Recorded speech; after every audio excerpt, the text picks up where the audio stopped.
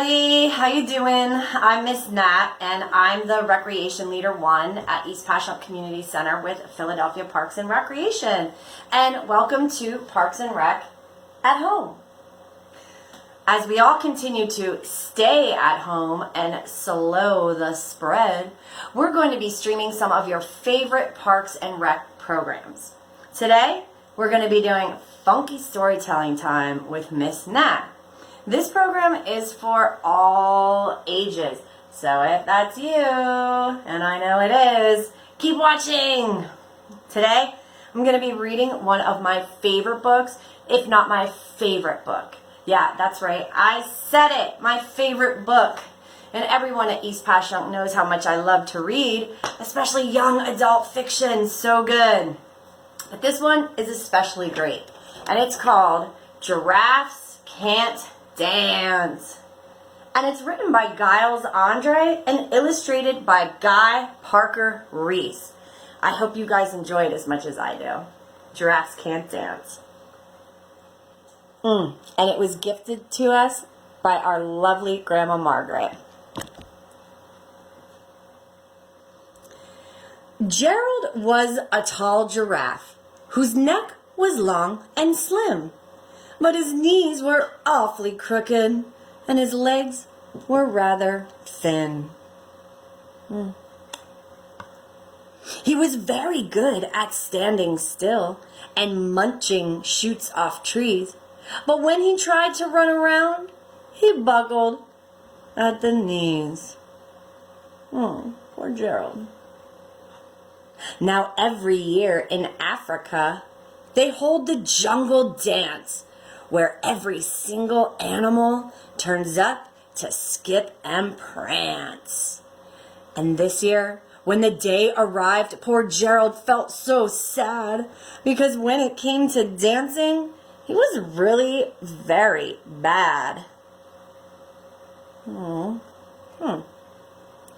The warthogs started waltzing, and the rhinos rocked and rolled.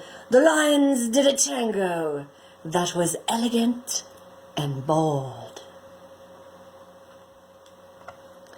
The chimps all did a cha-cha with a very Latin feel, and 8 baboons then teamed up for a splendid Scottish reel.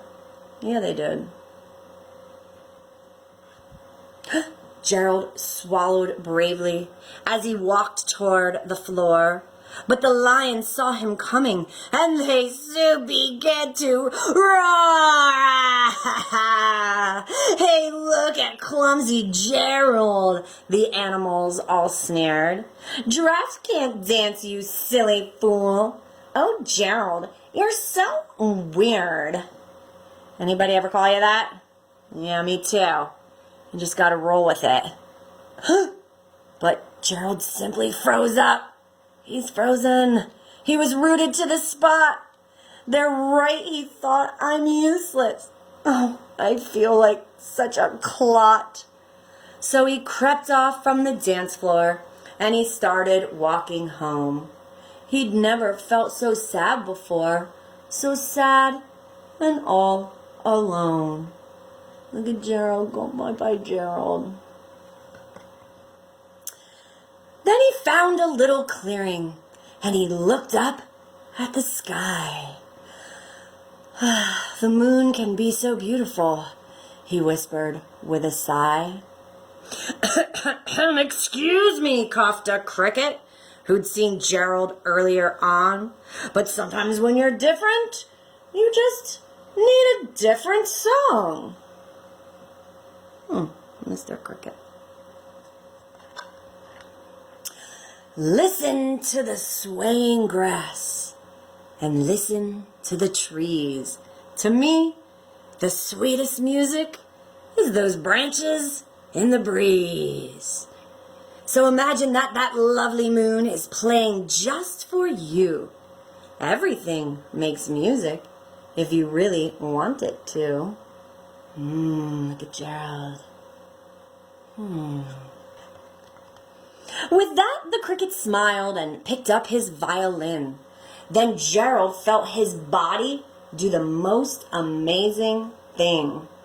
His hooves had started shuffling, making circles on the ground. His neck was gently swaying, and his tail was swishing round. Go, Gerald. He threw his legs out sideways as he swung them everywhere. Then he did a backward somersault and leapt up in the air. Gerald felt so wonderful. His mouth was open wide. I am dancing. Yes, I'm dancing. I am dancing, Gerald cried. Then one by one, each animal who'd been there at the dance arrived while Gerald boogied on and watched him quite entranced. They shouted, "It's a miracle! We must be in a dream. Gerald's the best dancer that we've ever seen." Go, Gerald. Go, Gerald. How did you learn to dance like that? Please, Gerald, tell us how. But Gerald simply twirled around and finished with a bow. Then he raised his head and looked up at the moon and stars above. "We all can dance," he said, "when we find music that we love." Yay! Hope you guys like that book. I like it for several reasons. First, I love it because I love poetry and all the lines rhyme in the book. So I love that. I also love that it teaches us about new dances like the waltz, the cha-cha, the tango, and the Scottish reel. If you guys don't know what those are, look them up online. Super fun. But mostly I love that it teaches the importance of calming yourself, looking inside, and feeling and being who you are, and finding your own rhythm and your own music. So in our house, we like funk, and we like to have funky dance parties. And when we have funky dance parties, I like to wear my shades. Hit it, Silas. We weren't allowed to use some of my favorite funk music, so we had to use something out of the YouTube library called Soul Brother. There it is. So, after you read some at home, dance a little bit. Get up, get down, start moving, feel good, and groove to that music.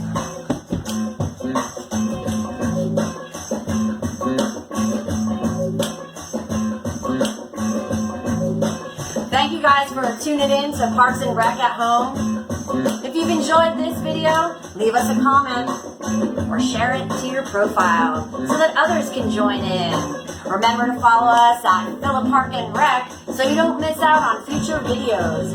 And visit www.philly.gov Parks and Recreation to learn more about how the department is serving communities.